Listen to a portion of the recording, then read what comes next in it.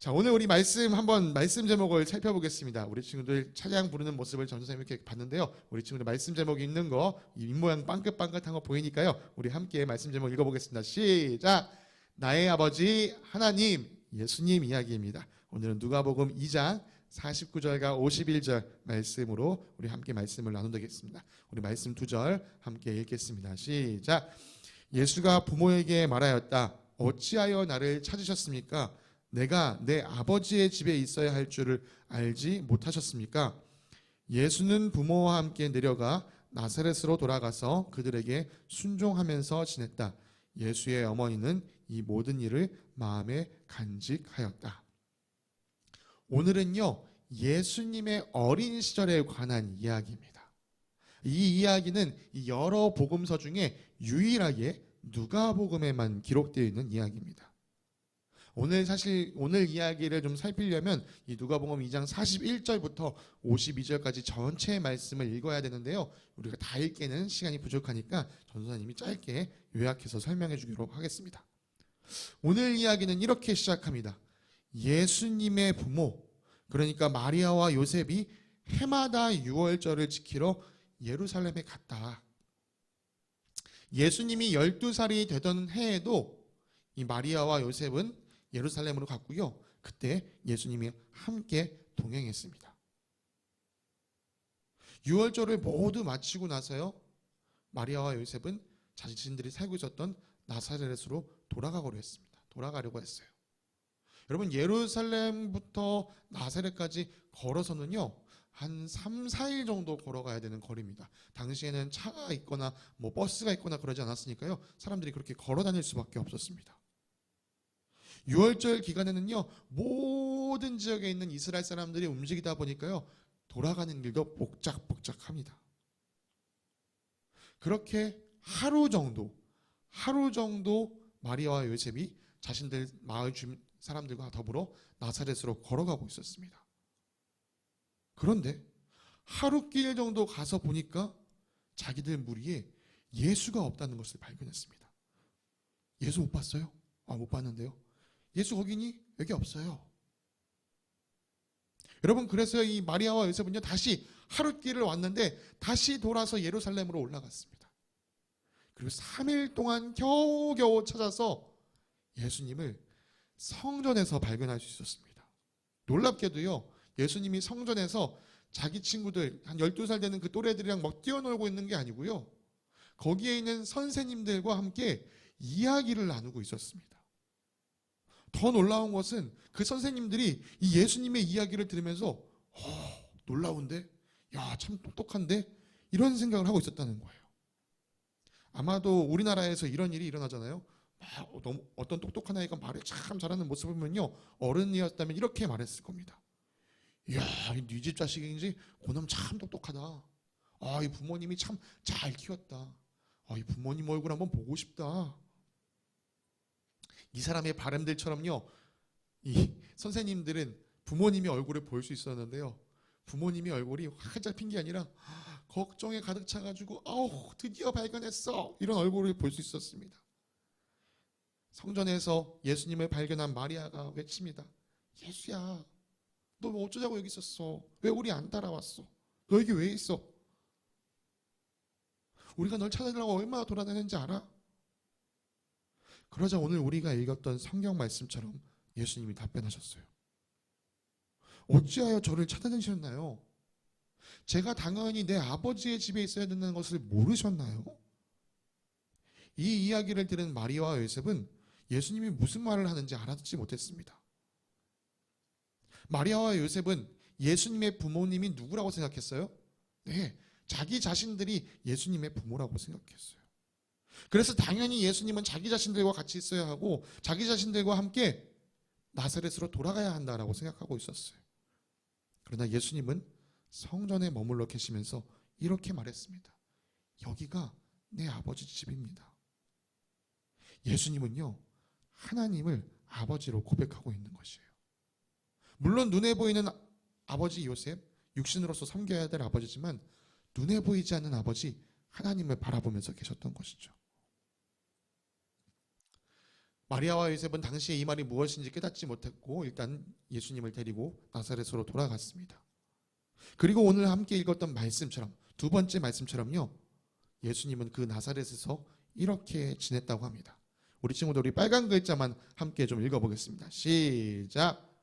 예수는 부모와 함께 내려가 나사렛으로 돌아가 그들에게 순종하면서 지냈다. 네, 예수님은요 나사렛으로 돌아가 다시 이 육신의 부모인 이 요셉과 마리아 그들에게 순종하며 지냈다라고 하면서 예수님의 어린 시절 이야기가 마무리되어 갑니다. 오늘 우리가 함께 나눈 이 예수님의 어린 시절 이야기는요 지난 3일간 들었던 우리 요셉, 다윗, 다니엘 이야기와는 조금 느낌이 다른 것 같아요. 왜 그렇죠? 요셉도 그렇고 다윗도 그렇고 다니엘도 그렇고 엄청난 위기를 경험했습니다. 엄청난 어려움에 빠졌었어요. 그런데 그 어려움에도 불구하고 하나님을 나의 주인으로, 하나님을 나의 구원자로, 하나님을 나의 왕으로 고백했었죠. 그거에 비해 오늘 예수님의 어린 시절에는 그다지 큰 어려움이 느껴지지 않아요. 별로 예수님은 어려움을 겪은 것 같지 않은데, 그러나 우리는 알고 있습니다. 예수님께서 보여주신 이 십자가의 순종, 예수님께서 이 땅에서의 마지막 사역으로 보여주신 이 십자가의 순종이 요셉이, 다윗이, 다니엘이 겪었던 그 어떤 어려움보다 가장 큰 어려움이었고 가장 큰 고통이었다는 것을요. 예수님이 그 십자가에 또 순종할 수 있었던 것은 이 어린 시절부터 평상시에 작은 것에서부터 하나님 앞에 순종했던 모습이 드러나고 있습니다. 이 우리가 평상시에 작은 일에 순종하는 것이요 우리 몸에 배어 있어야 합니다. 오늘 그것을 우리 예수님의 이야기를 통해 좀 살펴보도록 하겠습니다.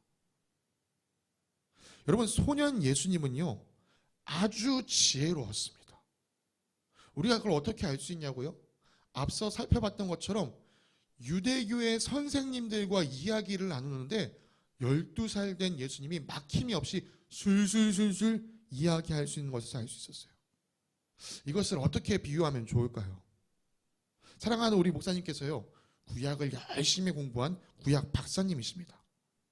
그런데 우리 한 서너 정도 되는 친구가 구약학 박사님이신 우리 목사님과 구약에 대해서 이야기를 나누는데 막힘이 없이 이렇게 술술술술 얘기한다. 산우야, 구약에 이런 게 있는데 목사님 그쵸, 구약에선 이런 말씀을 하고 있는 거죠. 이렇게 술술술술 이야기한다. 그 옆에서 사람들이 지켜보고 야, 그놈 참 똑똑하네. 네 집 자식인지 참 부모님 얼굴 한번 보고 싶다. 이렇게 생각하게 되겠죠. 이처럼요 예수님은요 이 성전에서 유대교의 선생님들과 막힘없이 술술술술 이야기를 나누셨어요. 어떻게 예수님이 이렇게 지혜로울 수 있었을까요? 그것은 요한복음에 기록된 것처럼 예수님 자신이 곧 이 땅에 오신 하나님의 말씀, 하나님과 같은 분이셨기 때문이에요. 예수님은 그 지혜, 그 잡채였습니다. 요즘은 자체라는 말을 친구들이 잡채라고 하더라고요. 그런데 이 예수님과 더불어서 우리 예수님의 부모였던 마리아와 요셉을 비교해 봅시다. 마리아와 요셉은요 예수님이 하는 말도 이해하지 못했어요. 다시 말해서 예수님처럼 지혜로운 사람들은 아니었습니다. 전도사님 이야기를 좀 하나 들려줄게요. 전도사님 어렸을 때 얘기인데요. 전도사님인가 지금은 하늘나라에 가신 우리 외할머니 사이에 있었던 일입니다. 전도사님이 초등학교 2학년 때요. 이렇게 해서 할머니를 지켜보니까 우리 외할머니가 한글을 잘 못 읽는다라는 걸 깨달았던 것 같아요. 물론 이제 외할머니는 예전 어르신이니까 학교를 제대로 다닐 수 없었던 환경이었는데 초등학교 2학년짜리 이제 막 한글을 잘 해가는 제가 보기에 우리 외할머니는 한글을 못 읽는 것처럼 보였습니다. 그래서 제가 장난삼아 종이에다 글자를 끄적끄적해서 할머니 이거 한번 읽어보세요 그랬어요. 거기에 뭐라고 써 있었게요? 거기에는요 할머니 바보예요 이렇게 써 있었어요. 할머니가 한글을 못 읽는다고 생각하고 할머니 바보예요 이렇게 할머니 놀렸던 거예요. 여러분 이처럼 사람은요 자기가 똑똑하다, 저 사람이 자기보다 덜 똑똑하다 하면요 사람을 쉽게 무시합니다. 예수님은 지혜로웠습니다. 그러나 예수님의 부모였던 요셉과 마리아는 그러지 못했어요. 그러나 예수님은요, 그들을 무시하지 않았습니다. 부모님을 따라 나사렛으로 돌아온 예수님은요, 자신의 육신의 부모였던 마리아와 요셉에게 순종하며 지냈습니다. 여러분, 여기서 순종했다는 말은요, 그냥 말을 잘 듣는 편이었어. 때때로 말을 안 듣기도 하지만 말을 잘 듣는 편이었어. 이런 말이 아니고요, 완전히 부모님께 복종하며 지냈다. 이런 말입니다. 여러분, 예수님은요, 자기보다 지혜롭지 못한 육신의 부모 마리아와 요셉에게 완전히 순종하면서 지냈습니다. 도대체 왜 그러셨을까요? 그것은 예수님이 고백하신 나의 참 아버지 하나님께서 주신 말씀을 따르는 일이었기 때문이에요. 하나님께서 주신 십계명에 내 부모를, 너희 부모를 공경하라라는 말씀이 있었는데, 이 말씀에 순종하기 위해 예수님은 자기보다 부족한 부모님 앞에 온전한 순종, 온전한 공경을 보였던 것입니다. 물론 예수님도 어린 아기로 태어나 자라는 동안 이 육신의 부모의 손을 빌려야만 했습니다. 그리고 점차 자라가면서 이제 육신의 부모의 손을 도움을 받을 일이 점점 줄어들게 되었죠. 예수님에게서는 지혜가 점점점 늘어갔고, 또 하나님께서 자신의 아버지이심을 알았습니다. 그렇다고 해서 육신의 부모인 마리아와 요셉을 무시하지 않고 살았습니다. 자신의 참 아버지이신 하나님 말씀을 따라 이 육신의 부모님에게도 공경을 보이며 살아갔던 것이죠. 우리 친구들, 지난 우리 4일간의 시간을 통해 이제 새로운 학기가 시작될 거예요. 여러분, 새로운 학교에 가면 새롭게 적응하는 일들, 그러면서 원치 않은 일들을 경험하게 될 거예요. 이런 이야기들을 나누면서 우리 친구들도 그래, 새 학기가 시작되면 학교에 가서 학교 생활 열심히 해야지, 이런 생각을 했을 겁니다. 여러분, 근데 학교에서만 열심히 지내는 것, 학교에서만 하나님의 다음 세대답게 살아가는 것이 아니고요, 평상시의 삶에서, 여러분의 가정의 삶에서도 하나님의 다음 세대, 하나님의 자녀다운 모습이 나타나야 합니다. 여러분, 가정에서 평상시에 하나님을 기억하면서 살아가야 합니다. 내가 이 집에서, 우리 가정에서 하나님을 기억하며 살아간다면, 하나님을 아버지로 바라보며 살아간다면 하나님 말씀에 순종해야 하고요, 그 하나님 말씀에 따라서 사랑하는 우리 부모님, 때로는 내가 보기에 우리 엄마가 틀린 것 같은데, 우리 아빠가 잘못한 것 같은데, 그런 모습이 보인다 할지라도, 그런 연약함이 보인다 할지라도 우리 사랑하는 친구들은요, 하나님 말씀을 따라서 부모님 앞에 순종할 수 있는 모습이 나타나야 합니다. 우리 눈에 보이는 육신의 부모님 앞에 순종하는 삶을 살아갈 때 우리 친구들이 우리 눈에 보이지 않는 하나님 앞에도 순종하며 살아갈 수 있는 것이에요. 또 우리 눈에 보이는 이 부모님 앞에 순종하는 것이 우리 눈에 보이지 않는 하나님 아버지에게 순종하면서 기쁨을 나타내는, 아버지를 기쁘시게 하는 일이 될 수 있습니다. 사랑하는 우리 친구들, 요셉, 다윗, 다니엘처럼 어려운 순간이 올 때 하나님을 기억하는 것, 정말 멋지고 훌륭한 일입니다. 그러나 그런 일을 우리 친구들이 하기 위해서는요, 평상시에 어려움이 없을 때, 평안할 때, 가정에서부터 하나님을 기억하는 일을 우리가 함께 훈련하고 함께 또 연습해야 합니다. 사랑하는 친구들이 오늘 이 말씀을 기억하면서 집에서, 학교를 갔다 온 뒤에 집에서 또 부모님과 함께하는 시간 가운데 부모님 앞에 온전한 공경, 또 온전한 순종을 보일 수 있는 귀한 친구들 되길 간절히 소망합니다.